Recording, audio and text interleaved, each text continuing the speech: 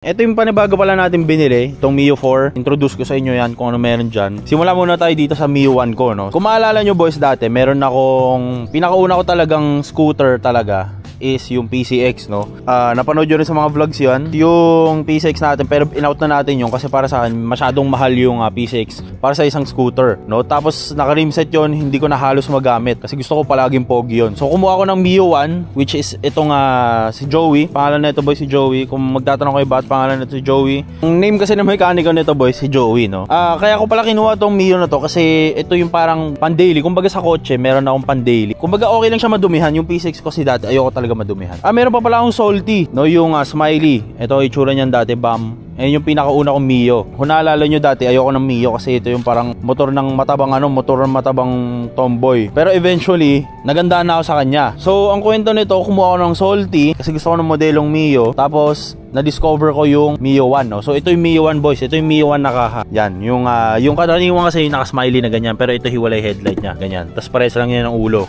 Sabi ng mga tropa, mas okay daw na from Mio Sporty, gagawin mong Mio 1. Kasi iba yung from Salty, sa gagawin mong Mio 1 kasi iba yung ditong part nila.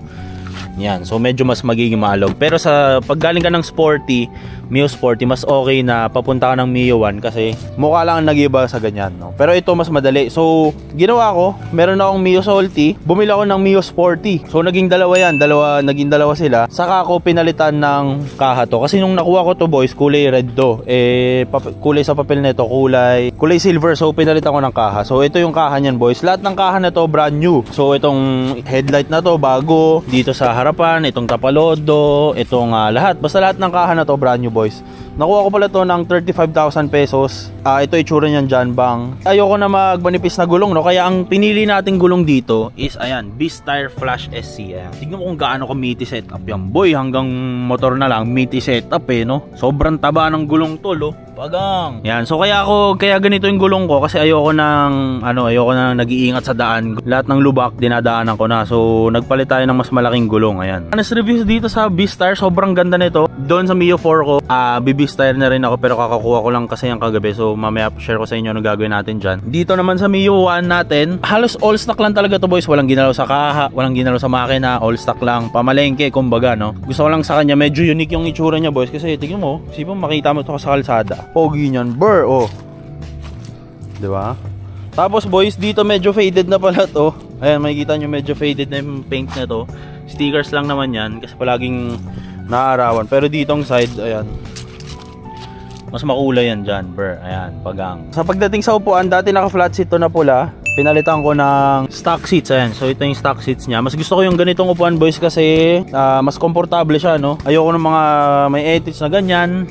Kasi aesthetically, hindi siya maganda tignan para sa akin Wala namang concept to para sa mga magtatanong. Rich potato concept lang. Invento ko lang tong concept na to para sa mga nagmomotor. Hindi ko alam ano yung proper concept. Basta binubuo ko kung ano yung maganda para sa akin. Tapos sa pipe naman, gamit natin dito is itong chicken pipe. Nakalimutan ko na tawag dito boys. Basta Podium 1 Racing. Ayan, nakalagay. Tapos sa likod din, naka 90-90 tayo na gulong. So same sukat lang to sa harap, sa likod. Pares lang. Kung mapapansin nyo pala boys, ito life hack to. Makikita nyo dito may mga white bolts tayo, di ba? Ayan, white bolts, ayan. Naka-white no? Pero hanggang dito pala boys, ayan, pati dyan, naka-white bolts yan. Pero ano lang to, yung mga nilalagay, sinushoot lang na ganyan. So medyo kadiri to tignan. Pero para sa akin okay na, hindi naman ako sumasali-sali sa mga show kasi. Mahal din kasi CNC bolts, so ito yung naka-CNC ko. Itong Mio 4. Ito yung ginagaya niyang look, ayan, yung mga ganyan. Pero kasi since budget meal tong buo na to, nagganyan lang tayo, no? Tinatakip. Tumuro lang to, parang nasa 60 pesos. Sobrang dami mo na, mabubuo na mo na yung isang buong motor. So yan lang ginamit ko pa hanggang dito sa taas. Ayan, yan, nakaganyan. Kaysa bumili kasi ako 6,000 pesos kasi yung mga ganyan. Yung buong CNC bolts para sa isang motor. Yan na lang nilagay ko, no? Tapos ayan ito kadalasang problema ng mga naka-Mio 1, no? Yung batok na tinatawag nila. So yung sa akin, never na umangat. Ang ginagawa ko dito, try ko ipakita sa inyo. Wala boys, ayaw na matanggal. Pero ang ginawa ko dito, nag-init ako ng mga stapler. Tapos sinut kong ganyan. Ayun, makikita nyo may parang kalawang dyan. Parang 1, 2, 3, 4, 5, 6. Tapos, yun yung shoot mong pag ganyan para hindi na nababaklas. Yung kadalasan kasi ginagawa ng iba dito, zinizip tie nilang pag ganyan para hindi na matanggal. Pero kasi ang pangit tignan na may zip tie, isipin mo may color block ka dyan, pangit siya tignan, no? Ininit ko yung stapler, tapos sinut kong ganon, isipin mo may stapler ka dito, sinut mong ganyan, hindi na tusok siya, di ba? So yun yung parang nag-lock, extra lock niya. So ayan, mas malinis tignan, walang tie strap, no? Ayun, no? Di ba? Comment down below ano mas maganda pala, Mio 1 o Mio 4, ano mas maganda para sa inyo boys. Ayun, no? Pagang, magkaiba tong concept na to kasi ito masyado manipis eh, ayun, no? Ito naman medyo mas mataba. Ayan, pagdating sa upuan, manipis di upuan na yan, dito mataba rin. Tapos sa side mirror, nagpalit lang ako ng stock na side mirror nito. Mas gusto ko sana kung chrome itong kamay na to, pero pwede naman na. Hindi naman to ano boys, hindi ko na sinushow tong motor na to. Panggamit ko lang talaga yan. Tapos dito nag-chrome tayo na handlebar. Nice touch para may dating ng onte. Tapos naka-chrome din tayo na suspensions. Tapos naka Novo crankcase. Basic setup lang tol. Tapos RB8 na mags. Pogi. Ang ayoko dito sa Mio 1 na to, wala siyang lagay ng gamit. Wala siyang lagay ng cellphone. Ganyan, makikita nyo mas malinis to. Meron siya lagayin dito, may shootan, may hook, palengke hook, tsaka meron dito. Naglagay na lang ako ng ganyan. So, ayun si Mio 1 natin. Ang model pala nito 2016 na Mio Sporty na ginawa nating Mio 1. So, ayun yung concept yan. So, all stock makina. Ito naman ang kargado nating motor. Pakita ko sa inyo boys. Ito wala pa akong pangalan para sa motor natin na to, si Mio 4. Abangan nyo lang sa masusunod na araw kasi kagabi ko lang nakuha to boys. Kapag gusto nyo naman mag Mio 4, huwag kayong kumuha ng Mio Sporty. No, kasi yung Sporty, yung puwetan niyan, kung makikita nyo boys dito, ito, iba yung apakan nito, di ba? May tatlong palapag. Dito, walang palapag.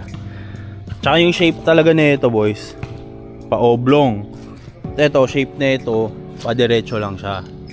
Yan ang pinagkaiba mostly ng Mio Sporty tsaka Mio Salty. Nagkakaiba-iba lang yan ng mukha boys para sa mga hindi familiar. Kung gusto magkaroon ng Mio 4, bumili ka ng Salty, saka mo i-convert yung mukha tsaka yung puwetan. So halos same lang yan. Pagdating naman dito sa Mio 4 na to, kaya ako gusto kasi kinuha to dahil ano siya boys, 59 all stock to. So ito meron tayong pamalengke, yung tipong, alam niyo naman ako boys, fan talaga ako ng all stock. So dito walang ginawa sa makina nito. Kung ano nabili sa kasa, ganun pa rin yan. Tapos meron na akong Cargago na motor, no? So ito yung pang balagbagan natin. So kung ito kasi ginagamit ko boys, medyo iwan ako sa mga tropang mga Aerox boys eh. So kaya kumuha tayo ng ganito. So ito siya, 59 all stock to. Kaya ko naman to binili boys. Nabili ko naman to ng 40,000 pesos, no? Para sa mga nagtatanong, 40k ko binili siya boys, no? Kasi ang idea ko dito, kaysa bumili ako ng Mio 1 ulit. Actually gusto ko talaga yung Mio 1 boys, kasi yung parang mukha nito, parang S2000 yung headlight eh. Ano mas tingin nyo? Mas maganda.